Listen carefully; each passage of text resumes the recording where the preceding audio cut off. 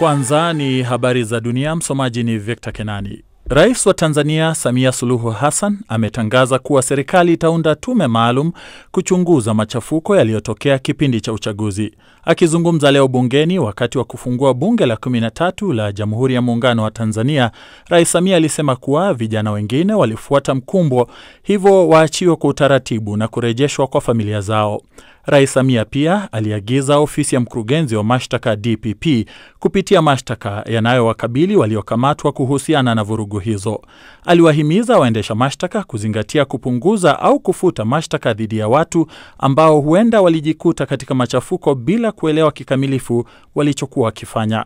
Kauli yake inakuja siku chache baada ya kamishna mkuu wa haki za binadamu wa Umoja wa Mataifa Volker Turk kuziomba mamlaka za Tanzania kufanya uchunguzi kamili na wa uwazi kuhusu taarifa za mauaji na ukiukwaji mwingine mkubwa wa haki za binadamu wakati na baada ya uchaguzi wa Oktoba 29.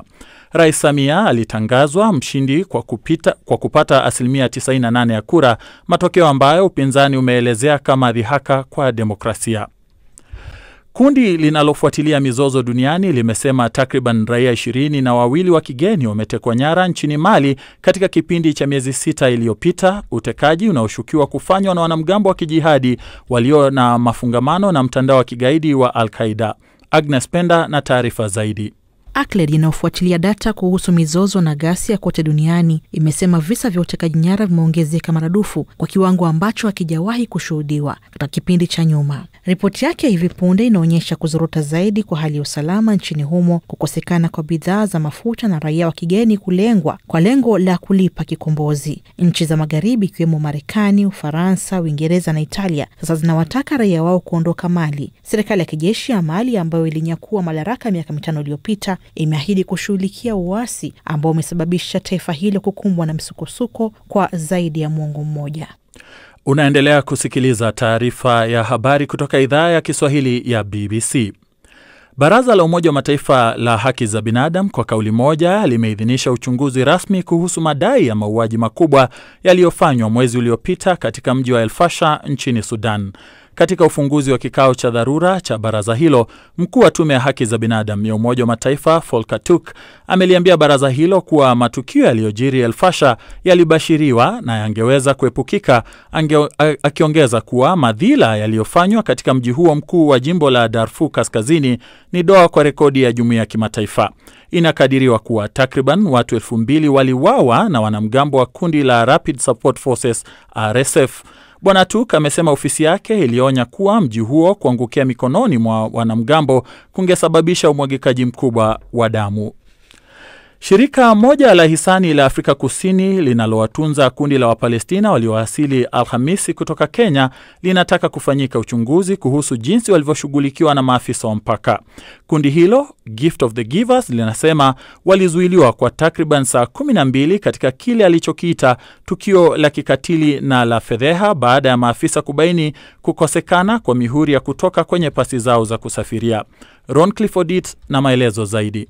Mamlaka ya usimamizi wa mipaka ya Afrika Kusini imethibitisha kuwa Wapalestina 153 waliwasili nchini tarehe 13 Novemba, huku kukiwa na mzozo wa awali wa kukataliwa kuingia kwa kuwa hawakuwa na mihuri ya kuwaruhusu kuondoka nchini mwao katika pasipoti zao. Bado haijabainika ni nani aliyekodisha ndege iliyobeba Wapalestina hao kutoka Kenya hadi Afrika Kusini, lakini 130 kati yao sasa wameruhusiwa kuingia. Mamlaka ya Afrika Kusini inasema kwamba abiria hao awali walikataliwa kuingia kwa sababu pasipoti zao hazikuwa na stempu za kuondoka na hawakuwa wameomba hifadhi. Baada ya kukaa siku nzima kwenye lami ya uwanja wa ndege wa kimataifa wa Joburg, waliruhusiwa kuingia Alhamisi jioni. Watasalia chini ya uangalizi wa shirika lisilo la kiserikali la Afrika Kusini Gift of the Givers, ambalo limesema litawapatia malazi. Abiria 23 waliosalia watasafiri kwenda maeneo mengine watakayochagua.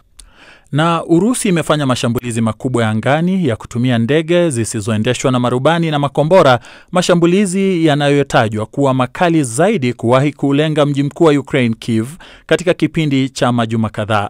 Maafisa wa Ukraine wanasema watu 6 wameuawa na wengine wengi wamejeruhiwa. Katika jimbo la Odessa, shambulizi limewaua pia watu 2. Rais wa Ukraine Volodymyr Zelensky ameshtumu Urusi kwa kuwalenga kimakusudi raia. Kwa upande wake, Ukraine pia imefanya mashambulizi ikilenga vituo vya mafuta vya Urusi na mifumo yake ya ulinzi wa angani katika bandari ya Novorossiysk kwenye Bahari Nyeusi. Hii ni BBC. Taarifa ya habari za dunia imesomwa na Victor Kenani. Matangazo haya ya Dira ya Dunia yanasikika kupitia FM Mombasa na Nairobi ni 93.3, Kisumu na Nakuru ni 88.1. Yako pia kwenye tovuti yetu bbcswahili.com na kwenye ukurasa wetu wa Facebook BBC Swahili. Unaweza pia kuyategea sikio kupitia redio shirika mbalimbali katika kanda ya Afrika Mashariki na kanda ya Maziwa Makuu. Mimi ni Karo Robi nikiwa Nairobi na mwenzangu Neskola Kisanga akiwa kule Dar es Salaam, lakini atakujia hapo baadaye na mjadala wetu hii leo tukiangazia dira ya awamu mpya uongozi wa Rais wa Tanzania Samia Suluhu Hassan. Tukianzia huko Tanzania, Rais Samia Suluhu Hassan ametangaza kuwa serikali yake itaunda tume ya uchunguzi kuchunguza machafuko yaliyotokea kipindi cha uchaguzi. Rais Samia ametoa kauli hiyo wakati akilizindua bunge la 13 la Tanzania. Maandamano haya yaliyoripotiwa kusababisha vifo vya mamia ya watu, wengine kujeruhiwa na uharibifu wa mali za umma na binafsi. Zaidi ya vijana 600 walikamatwa na kufunguliwa kesi yakiwemo mashtaka ya uhaini. Rais Samia alianza kwa utambuzi wa kilichotokea nchini kipindi cha uchaguzi. Nianze na jambo la huzuni lilotokea hapa nchini, na nawaomba waheshimiwa wote wabunge na waalikwa tusimame kwa dakika moja ili kuwaombea wenzetu. Tumwombe Mwenyezi Mungu aziweke roho za waliopoteza maisha kwenye vurugu zilizotokea tarehe 29 siku ya uchaguzi hapa nchini kwetu. Mungu awape malazi mema ya amani. Amen. Mimi binafsi nimehuzunishwa sana na tukio lile. Natoa pole kwa familia zote zilizopoteza wapendwa wao, na tunaomba Mwenyezi Mungu kama tulivyoomba awapumzishe kwa amani. Aidha, kwa majeruhi tunawaombea wapone kwa haraka, na kwa wale waliopoteza mali zao tunawaomba wawe na stahamala na uvumilivu. Serikali imechukua hatua ya kuunda tume ya kuchunguza yaliyotokea, yani inquiry commission, ili tujue kiini cha tatizo. Taarifa hiyo itatuongoza kujielekeza kwenye mazungumzo ya kuleta maelewano na amani. Pamoja na kufanyika kwa uchaguzi mkuu wa Oktoba 29 mwaka huu na kujitokeza kwa vitendo vya uvunjifu wa amani ambao ulisababisha uharibifu wa mali na kuhatarisha usalama wa Tanzania, ametoa rai rais kwa vijana wa Tanzania almaarufu kama Gen Z kutafuta amani.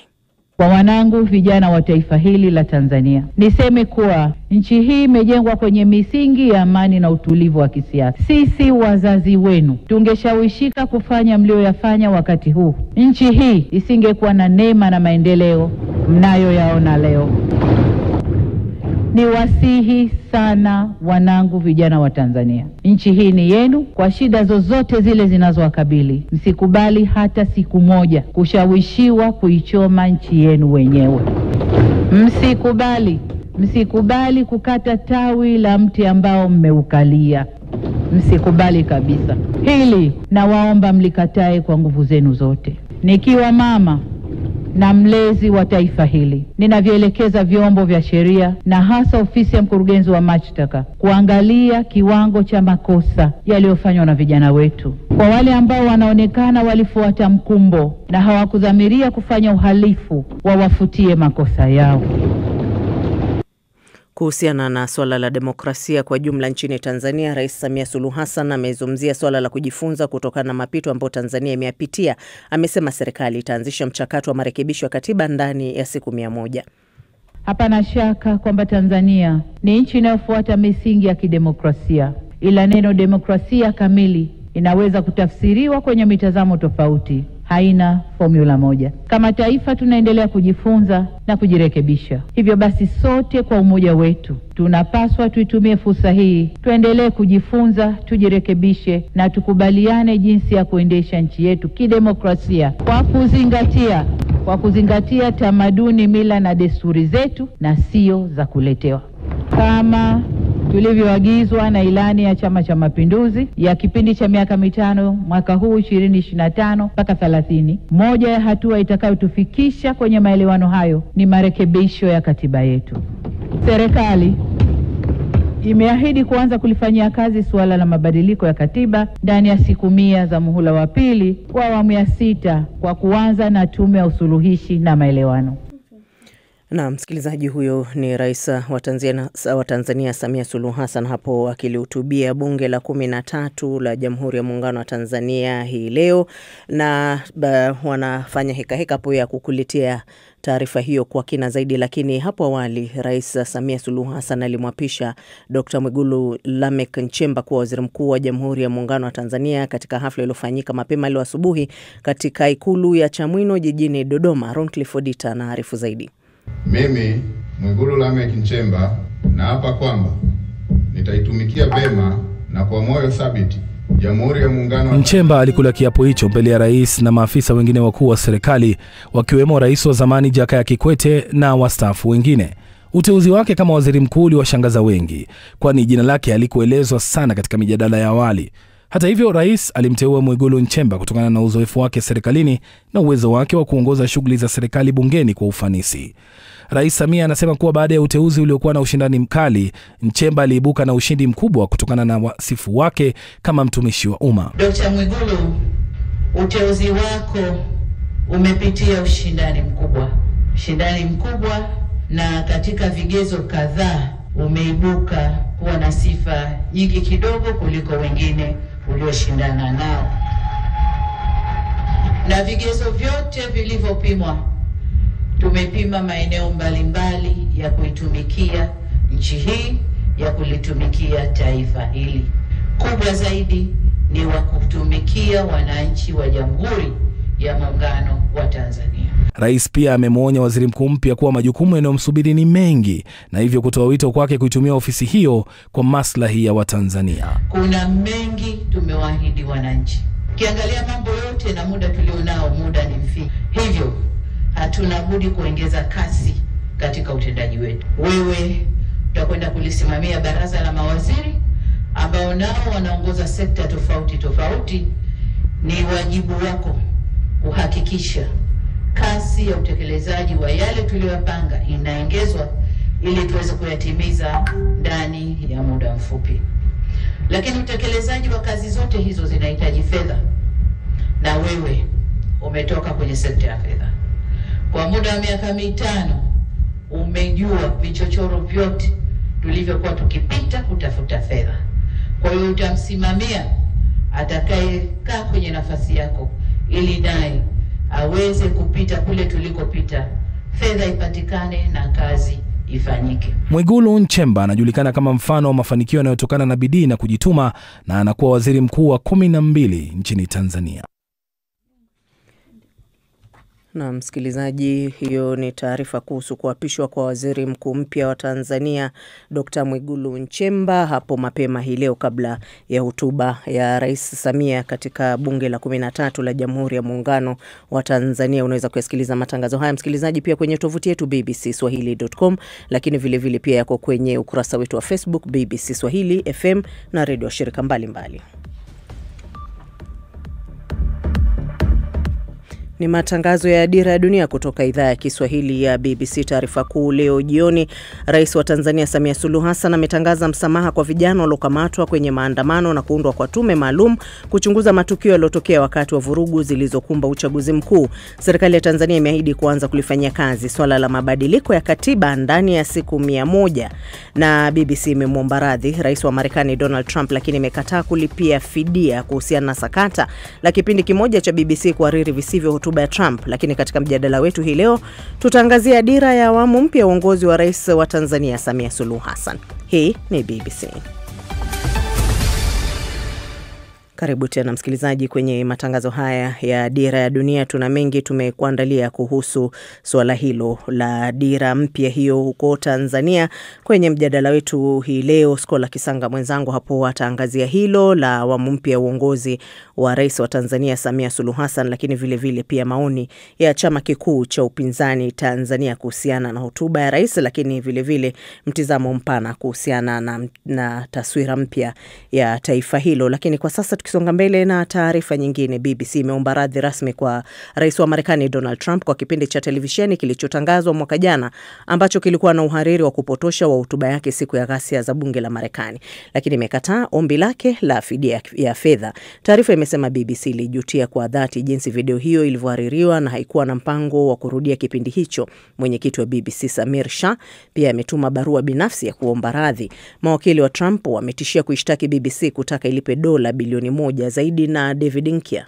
Kuibuka kwa kashfa hiyo kulisababisha mkurugenzi mkuu wa BBC Tim Davie na mkuu wa habari Deborah Tunes kujiuzulu siku ya Jumapili. Hatua hii inakuja saa chache baada ya video ya pili iliyohaririwa sawa na hiyo iliyotangazwa kwenye kipindi cha Newsnight mwaka 2022 kufichuliwa na Daily Telegraph. Katika sehemu yake ya marekebisho na ufafanuzi iliyochapishwa siku ya Alhamisi jioni, BBC imesema kipindi cha Panorama kilipitiwa upya baada ya ukosoaji wa jinsi hotuba ya Trump ilivyohaririwa. BBC imezungumza na ikulu ya White House kwa maoni, kama anavyoeleza Sean Delay. Ikulu ya White House imeonyesha kukasirika kutokana na swala hilo. Imeongeza kuwa Trump mwenyewe amesema huu ni ulaghai wa toleo la kile anachokiita hotuba yake kamilifu. Na bila shaka tunajua kupitia wanasheria wake wanasema kwamba lilikuwa jambo la makusudi. Lakini Kate alipokuwa akielezea waziwazi msimamo wa BBC, amesisitiza kwamba haikufanywa kwa makusudi. Na wanasheria wanakubaliana kwamba wakati mwingine kwa nini mambo yanahitaji kuwa yanachunguzwa mbele ya mahakama. Kwa upande wake, msemaji wa BBC ameongeza kwamba mawakili wake wameiandikia timu ya wanasheria wa Rais Trump kujibu barua iliyopokelewa siku ya Jumapili. Wasiwasi kuhusu video hiyo ya Panorama ya Trump uliibuka wakati taarifa ya ndani iliyovuja iliyoandikwa na aliyekuwa mshauri huru wa nje wa kamati ya viwango vya uhariri wa shirika na kuchapishwa na gazeti la Telegraph. Miongoni mwa mambo mengine, hati hiyo pia ilikosoa ripoti ya BBC ya masuala ya jinsi sambamba na uandishi wa idhaa ya Kiarabu ya BBC kuhusu vita vya Israel na Gaza.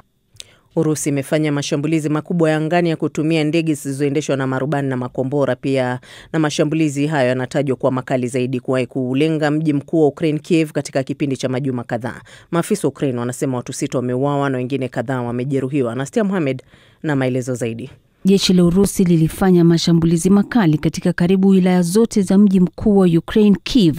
Meya wa mji huo amesema kuwa mtu mmoja aliuawa kwenye mashambulizi hayo na majengo 30 kuharibiwa mjini humo. Urusi ambayo ilianza vita nchini Ukraine mwaka 2022 katika siku za hivi karibuni imeimarisha mashambulizi yake katika mifumo ya miundombinu nchini Ukraine, hasa kwa kulenga viwanda vya umeme na barabara za reli na makazi ya watu. Kamanda wa jeshi la Ukraine katika eneo la Kiev, Mykola Kalashnikov, amesema wanajeshi wa Urusi wametumia makombora ya masafa marefu na ndege zisizo na rubani kushambulia mji mkuu wa nchi hiyo. Meya wa mji huo Vitali Klitschko amesema Urusi ilifanya mashambulizi mabaya na kuongeza kuwa wanajeshi wa angani wa nchi hiyo wamejitahidi kudungua makombora na ndege hizo zisizo na rubani. Mama mmoja mkongwe aliuawa na watu wengine 24 akiwemo mama mmoja mjamzito na mtoto mwenye umri wa miaka 10 walijeruhiwa. Idara ya kukabiliana na majanga nchini Ukraine imesema kuwa watu 40 waliokolewa kutoka kwa mikasa kadhaa ya moto iliyotokea mjini humo wakati wa mashambulizi hayo. Klitschko amesema kuwa huduma za umeme na maji zimeharibiwa kwenye mashambulizi hayo. Usafiri wa barabara ulisitishwa kwa